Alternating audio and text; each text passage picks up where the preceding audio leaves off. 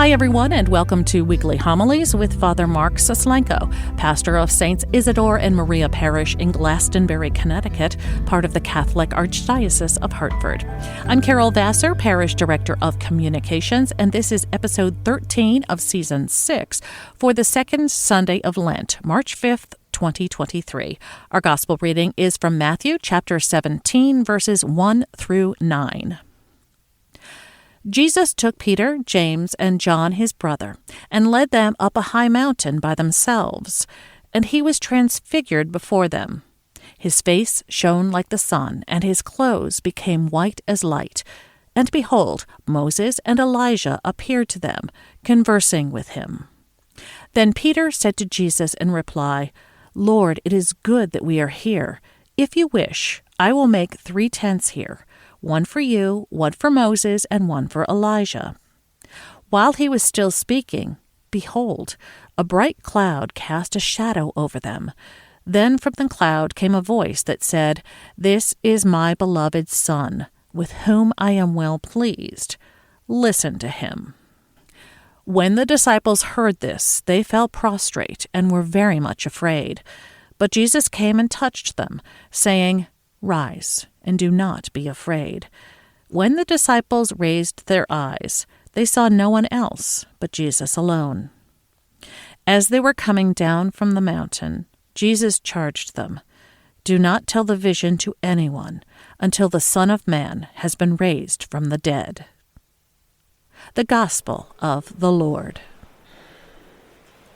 Sometimes the more profound spiritual lessons or even human lessons that we can learn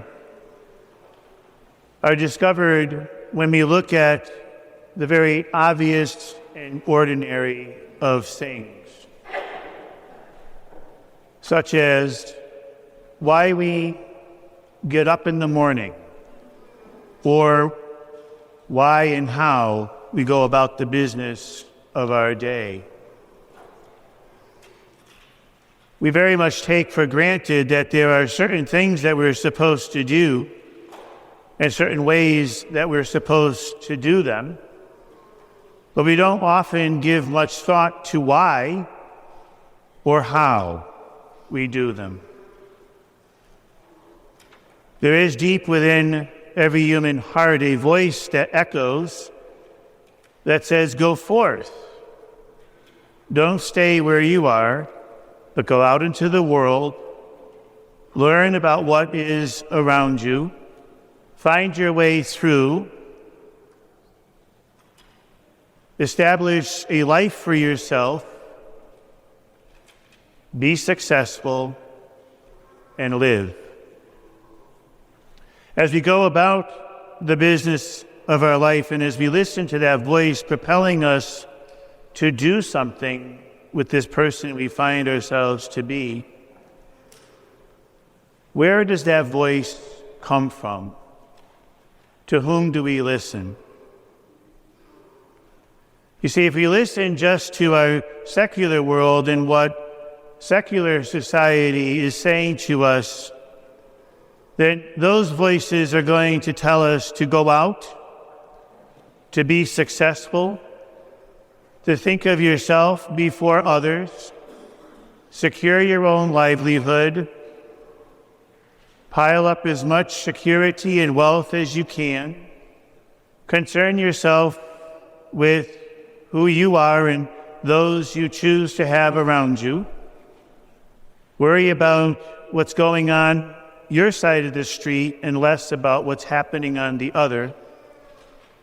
Try to protect yourself and insulate yourself as much as possible, keeping the problems of the world at a distance and dealing only with what concerns you. And so we go out listening to these secular voices, which cause us to look more within rather than without. The secular voices have a value system that is based not necessarily on truth, but on what is popularly and socially good. or at least perceived to be so. The disciples were very much a part of that same secular culture. They were immersed in a tradition of the haves versus the have-nots, those with power and those who did not have power, those who were a part of the structure of the day and those who were marginally set aside. And working in and through this system, Jesus comes along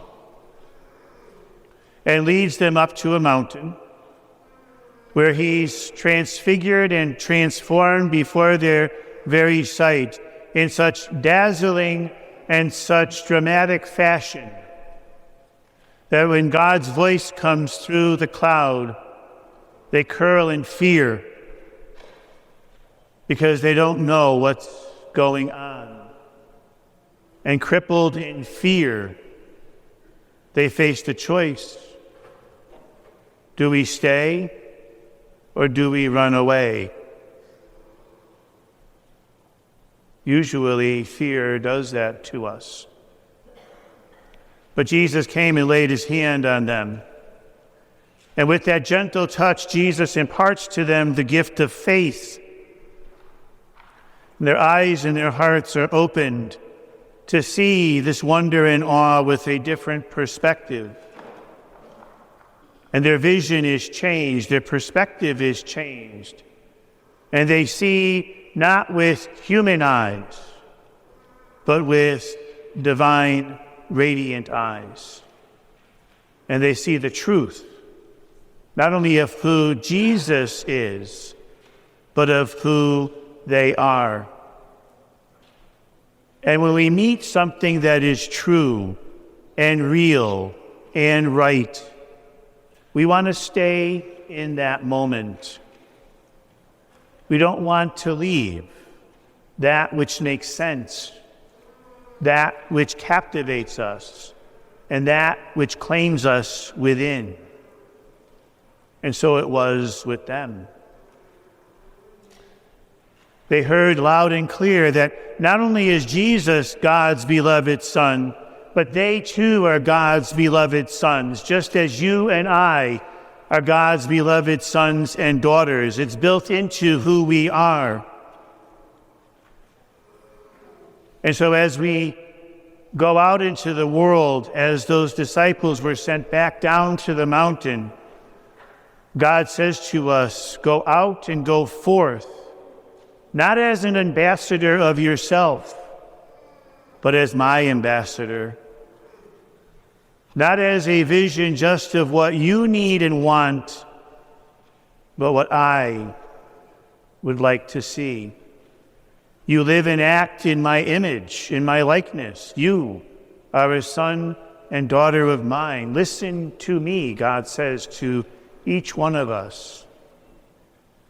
And so that voice that deep within that says, go forth, is a voice that doesn't just come with being human. It's a voice that comes from our God, who beckons us to live in his image and likeness. And so we go into a world of many voices, many conflicting voices that tell us to live and to act in certain ways. And it's easy to give in to the temptation of those voices, to leave the truth of who we are in God, and to succumb to the vision of the world. But we will never find happiness until we embrace our truth, and we will always struggle with isolation, with loneliness, with despair, with confusion and doubt, until we stumble upon what was revealed on that mountain, the truth of our identity in God. You know, we can think about in our minds how we would respond as a Christian, as a son or daughter of God, When that person hurts us, we can say, oh yes, of course I'm going to forgive them. Yes, loving my enemies, that makes good sense. I like how that sounds. Yes, I know I'm going to one day go to heaven, and that my eternal destiny is that same radiance that was revealed in Christ. God desires that same promise for all of us. Yes, I know that justice is important to achieve in our world, that everyone has a place, that everyone has a right to the goods that God places before us. But when the rubber meets the road and we are eye to eye with a situation that requires a response or action, which voice do we listen to? Do we listen to the voice of the secular world? Or do we listen to God's voice calling us to be his daughter and his son, to listen to him? And so are we all that ready to forgive our enemies? Are we all that ready to really love someone who's difficult to love? If someone walked through the doors of this church this morning who looked much differently than we did, who acted much differently than we did, that came and acted and walked and positioned himself differently than we do, how would we react? And what would we think? How do we embrace those who are different than ourselves? Because our secular world wants to tell us to form a bubble, to keep that out of our backyard and protect and insulate ourselves. But God says, go out, go forth. Go forth. And so facing temptation and facing weakness, we struggle with the voices. And we wonder how to find our way in the midst of all of the confusion at times. But we're called back to be obedient to who we are in God. See, because one of the greatest spiritual lessons, human lessons we can learn is this: do not run away from yourself. Do not run away from yourself. You see, the disciples could have run away. They could have walked away from their truth, and that profound experience of transformation would never have touched their hearts in such a profound way. But Jesus touched them and gave them the gift of faith. He opened their eyes. Allow Jesus to touch you, to open your eyes, and to bring you back to your truth, to bring you back to who you are in God. And the task really is to be obedient to who we are in God. And obedience is difficult because we never know where it's going to bring us. If we greet each moment of each day being obedient to our inner self, being obedient to who we are in God, then as each situation presents itself to us, we are going to respond in proper fashion. And that response may be different than what we see in the world, what is acceptable to the world, what the world prefers. So are we obedient to who we are in God?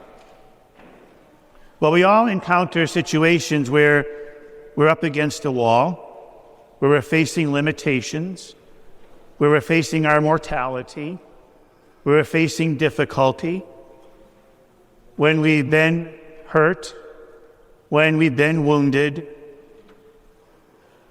And the question we can all ask ourselves is this: do we ever find ourselves lacking in hope?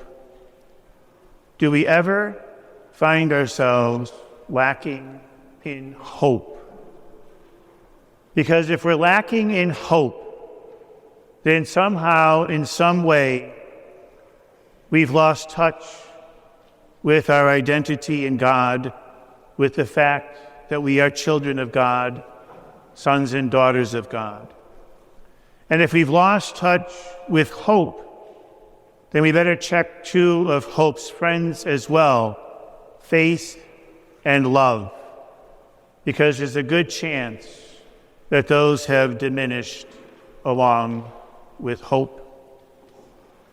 You see, when we're focused on who we are in God, then we will know that what God promises will come true, that this life is not where we store up our treasures, but it's to be stored for treasures in heaven, that ours is a journey of transformation not to end here, but eternally. And what we see here is just a glimpse of the more beautiful reality yet to come. And so we're asked to go out into the world in the image and likeness of God as one of his sons and daughters, bringing light to the darkness, hope to despair, love to the loveless, and faith to those who do not have it. Father Mark Stislenko is the pastor of Saints Isidore and Maria Parish in Glastonbury, Connecticut. Learn more about our parish community at isidoreandmaria.org and follow us on social media, Facebook, Twitter, and Instagram. Our music comes free of charge from Blue Dot Sessions in Fall River, Massachusetts. I'm Carol Vassar. Thanks for listening.